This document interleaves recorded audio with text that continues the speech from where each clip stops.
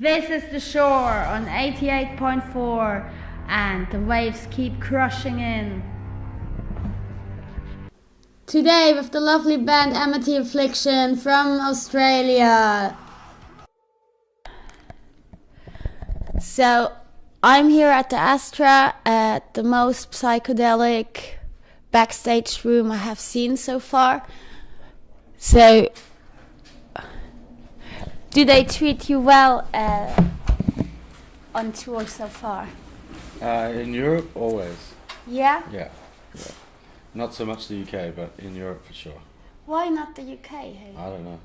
Yeah, just how it is. Is it the food? Where you can't say much? Yeah, I don't know. They don't. I don't know. It's just how it is. They barely give you water, and yeah, the end. But are you allowed to write your own rider? Like, I want this and this and this. You can give it a shot. Yeah, so you can give it a crack, but good luck to you. But yeah, Europe's great. Germany's great. All the venues here look after artists. It's good. It's nice. How was it growing up in Australia? What was your first band? First band was Guns N' Roses. The first band I really liked because my mum had become a Christian and they told her to throw out all her music, so she didn't have any music for me. But you use on your last album and in your videos lots of references to Christianity. Christianity? No, but the church, the wake, then the children choir. Yeah, but that's just imagery. It's just nice imagery. Huh. It's got nothing to do with God or Christianity. It's not for me. Really, organized religion is fucking stupid.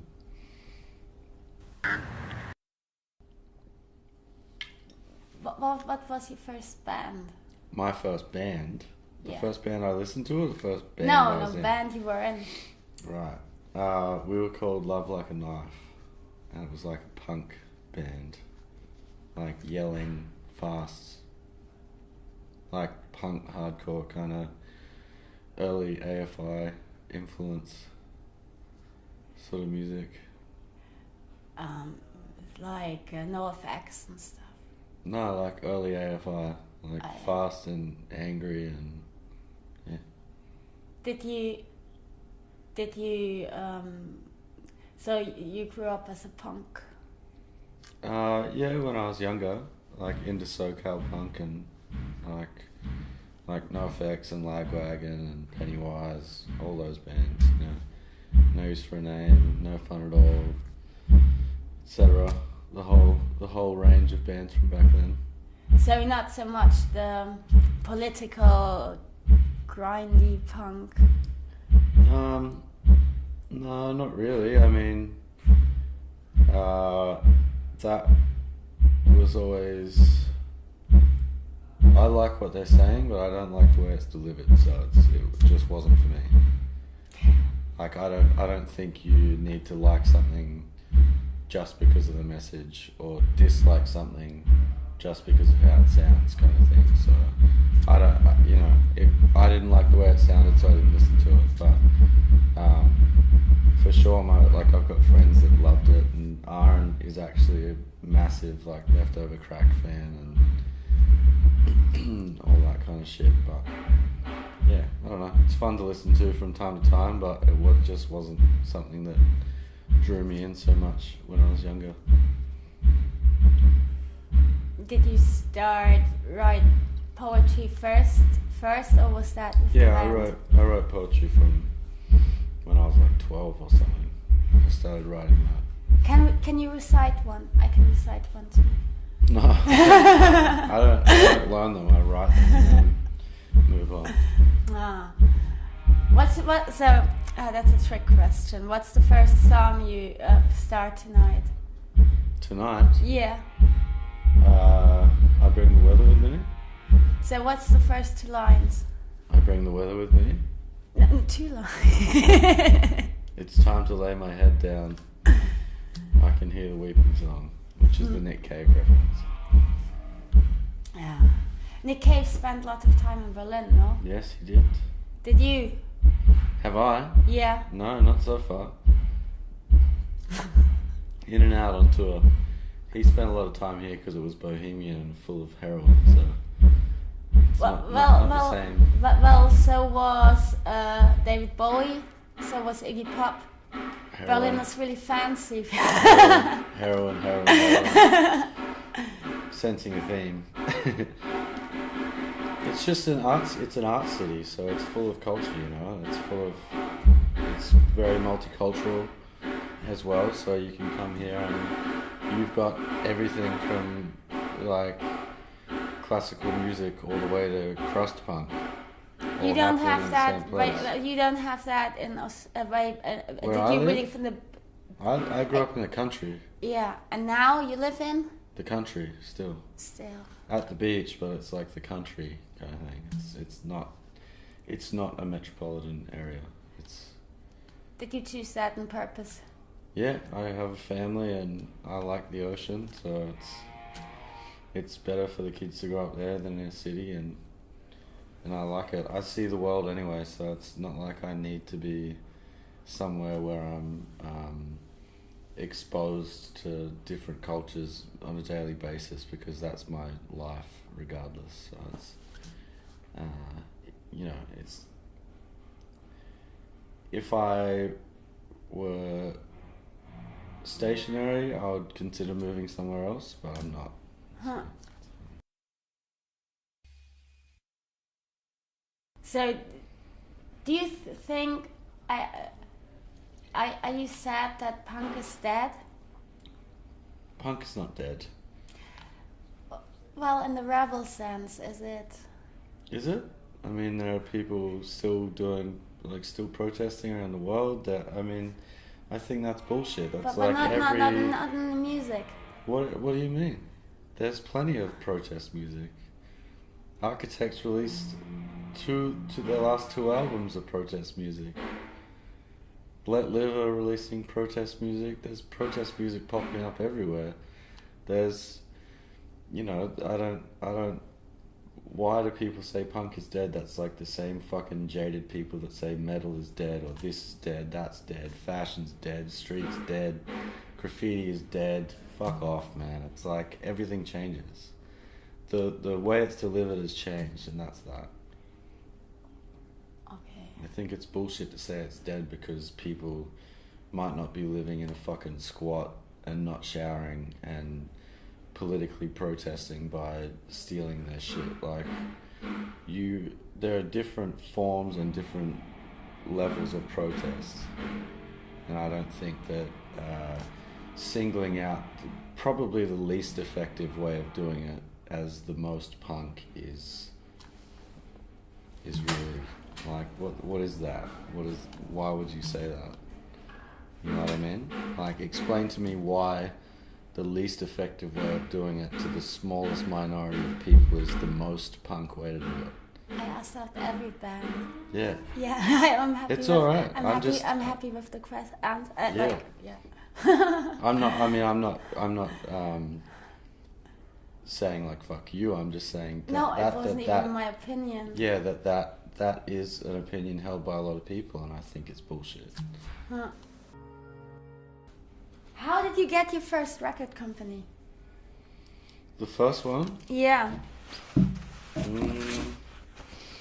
We met them at a show, and it was small. We were on Unified before they were called Unified. They were called Boomtown, and we just met them at a show, and then we put out a release with them, and then they are also our management, and they started approaching labels before we put out Youngbloods. But it took basically no one cared. We've had pretty much a solid career of people thinking we weren't going to be successful. So no one wanted it. No one wanted to sign us. Roadrunner said they would sign us, but the deal was really, really bad. So it took a year of negotiating, and then we got offers. As soon as other labels heard Roadrunner wanted us, then we started getting offers from other labels, but we'd already signed. So Roadrunner were the only ones that would deal with us. So the options were very limited. That's how we got Roadrunner. But they've been good. They're a good label. What was the last gig you went to? I went to see someone play. I think it was Nas. I'm pretty sure it was Nas, and it was like a year and a half ago or something. I don't go out to shows. Where I live is not near the city. It's 2 hours from a city. There's no music there that I care for anyway. There's like folk music and like hippie music that is not for me. I don't want to go to metal shows because I'm around this constantly, so it's too loud. I'm old and I've got a baby, and I just want to be at home with him and my wife and my other 2 kids and just... Moment. Or do they all live with you in the countryside? Does your band all live on the countryside with you? No, I live in Noosa.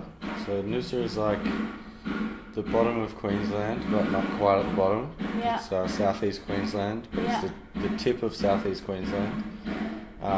And then 2 hours south of me is Ryan. He lives in Brisbane. And then the other 2 live in Melbourne.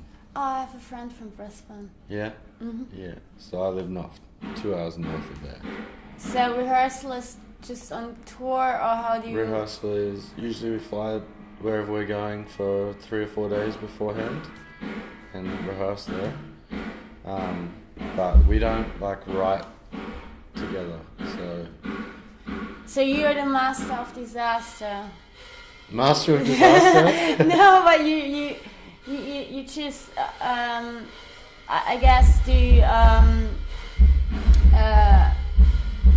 well, you write your riff and the poetry, and then you're I don't write any music. I write only the words. So they have to deal with it. Yeah, so the 2 guys that live in Melbourne write the music. Yeah. So they live near each other, so it's fine. So they get together, but Ryan is the drummer, so he doesn't write the music, and I don't even know how to play guitar. So I only just got a guitar before this tour to learn guitar. So. What was the last album, or a proper, would you say, what's it called, when you have the whole album a theme, like...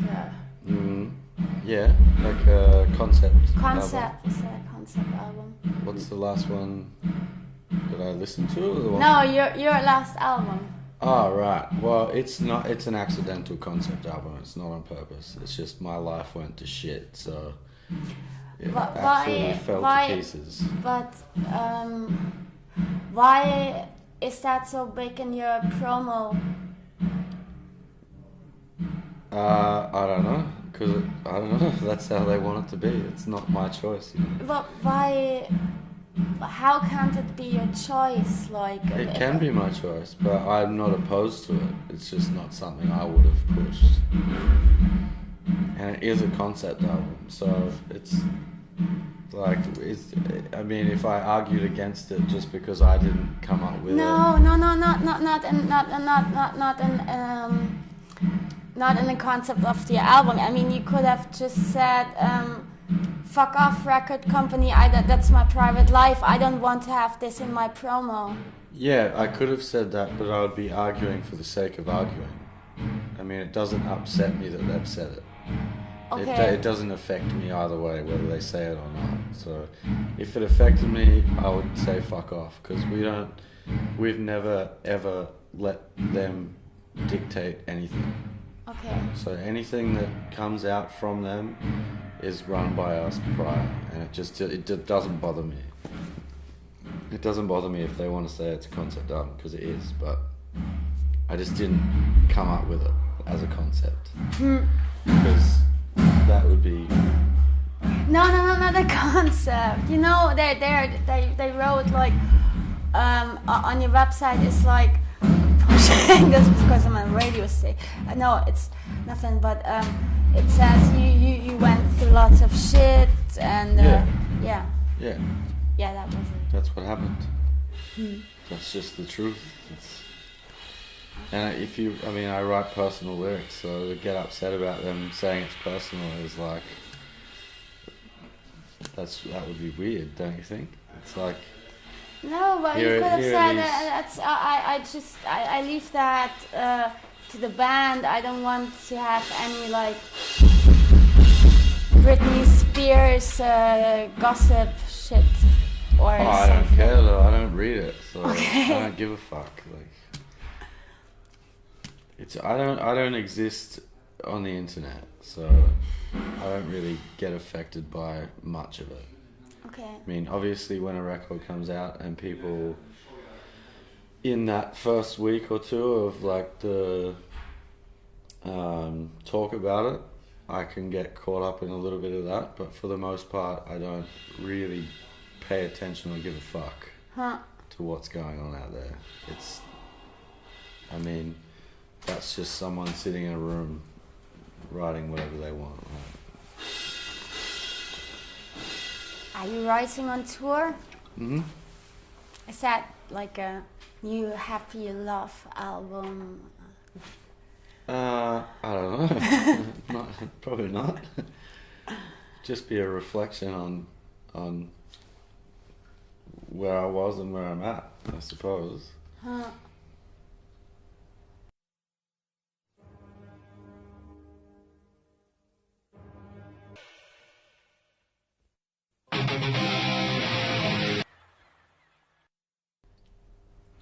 Did you bring lots of books? Are you interested in politics? Yeah, I'm reading Who Runs the World by Noam Chomsky at the moment. Ah, the Chomsky. Yeah, but it's a bit hard to read because it's pretty enraging. So it's hard to get through without wanting to tear the book apart and set the fucking world on fire. You can make notes with it. Like become a political band. Yeah. We're not a political band. I don't. Yeah. What? No, most metal bands not that's stupid, but they don't care about politics. The band. I do. They don't. Yeah. Did you read Naomi Klein as well? Naomi Klein? No. That like she wrote No Logo after the Seattle riots. Oh. No, yeah. She's the younger, good-looking Noam Chomsky. Right. Yeah, it's like it's. Naomi Klein. Yeah. Okay, I'll remember that. Yeah. So I suppose you're not happy with the Trump. I don't even know what to say about that. Yeah. What the fuck is? I don't know. I knew America was fucked, but that's next level. But they don't care. The people that voted him in don't even care that he's going back on everything he said. They don't. I don't know. It's depressing. Was that always like that? Because I think that's the most thing is I'm not sure if that's because we get so much pressure from up.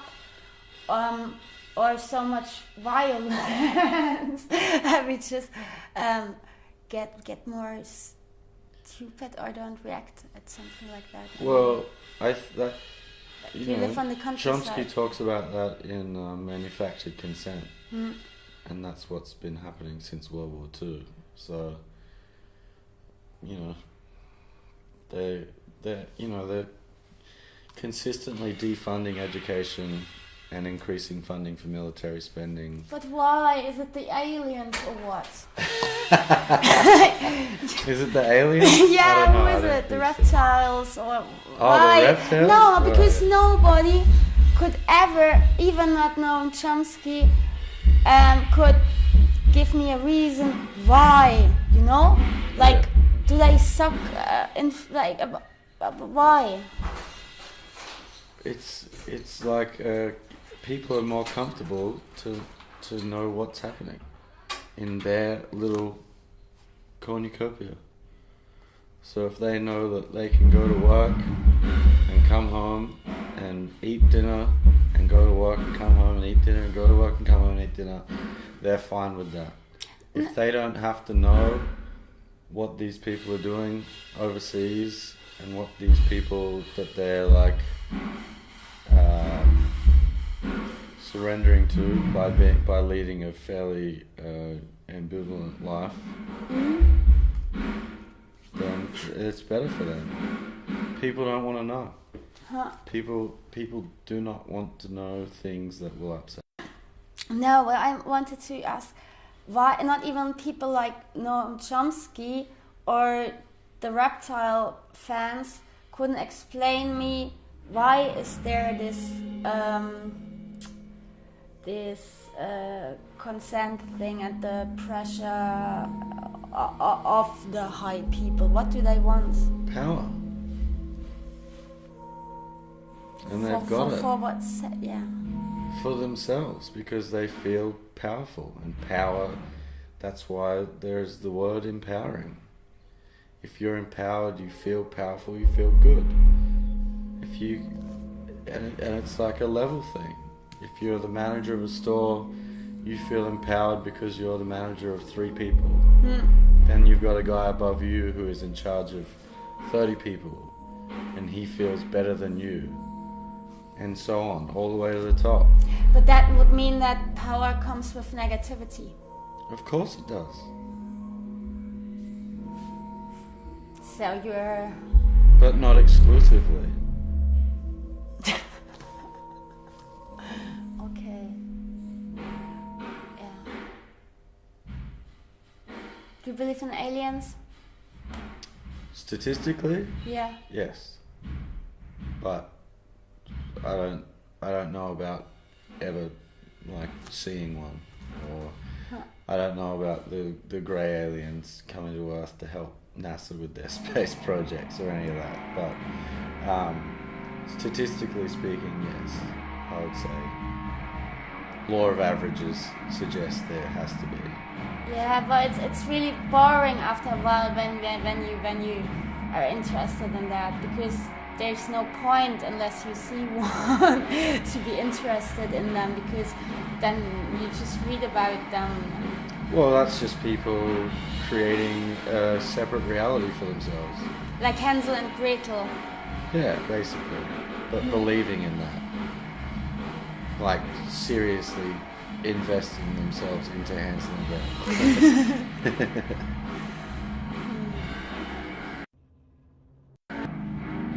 How often have you been to Europe?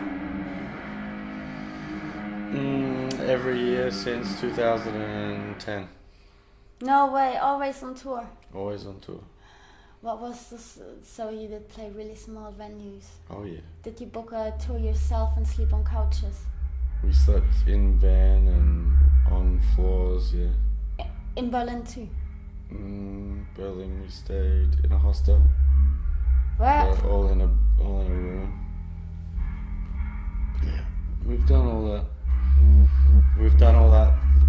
We did all that in Australia up till we didn't have to, and then we started doing it again overseas, just for fun.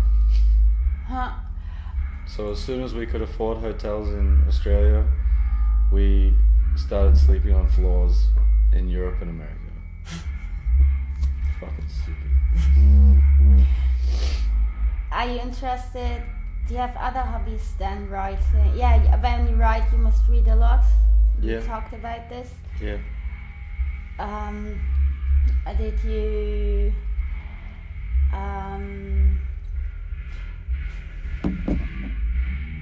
Wow, it's almost half an hour. Are you interested in like astronomy or physics or something? Look, I am interested in it, but I have the worst grasp on it. So, for whatever reason, I can understand like literature much easier than I can understand physics and science. So, I talked to my son about this, and I'm always like, make sure you pay attention, even if you're not super interested, because otherwise you'll be like me, and when I read an article, I'm like, whoa, that's amazing, but as I read the article, I need to start reading other articles to understand what a certain part of the article is talking about. So what is like a 10-minute read ends up being an hour read for me, because I have to connect all the dots in the article. So I'm very interested in it, but it's really hard for me to understand. I saw a lecture the other day, and the man said that physics is so cool in astronomy because it's above politics. Yeah. Yeah. Yeah, it can't be controlled. Yeah. There's no... It is the law of everything. Yeah. And that's that, yeah. Yeah, that's fucking cool. It's so true. I think scientists are the real punk rockers these days, you know? Because people keep telling them, like, you know, for instance, global warming, and they're still just like, no, well, fuck you. This is happening, whether you like it or not. Yeah, half of the corals in Australia, and there was the scientists in Australia who get drunk now every day, you know? Well, a lot of people do. I don't know. That's got nothing to do with anything, really. We've got... The mining industry runs our country, the same as fossil fuels runs America. So oil runs America, coal runs Australia. So you've got Gina Reinhardt is like one of the richest people on the planet. She owns all these mines in Australia. They run the country, basically. We've got a Prime Minister right now, Malcolm Turnbull, who believes in clean energy, but because he needs to toe the party line to maintain power, is just sucking the dick of big coal industry. So I don't know, man. The whole world is sort of going to shit right now. And it is, you know, like the right wing of the world is pretty much in power everywhere around, you know. It's even Justin Trudeau in Canada is not as great as he looks on the surface. Obama was just full of really beautiful rhetoric, but sort of slid things under the radar. It's hard to think about. So it's probably good to hang out all the time with your bandmates. Who's your bandmates? And introduce your bandmates. Aaron is the singer. He's the pretty singer and the pretty boy. Kyle plays guitar. He's from Chicago. Dan is the guy that writes our songs with Aaron, plays guitar. And Ryan's our drummer, but he's gone home because he's having really horrible panic attacks. And then there's me. No. Oh. Yeah. On stage? No. Panic. Mm. So, my dear... 30 seconds. Do you want to say something? No, I'm good. It's been nice. Thank you for having me. Thank you. Right. Appreciate it.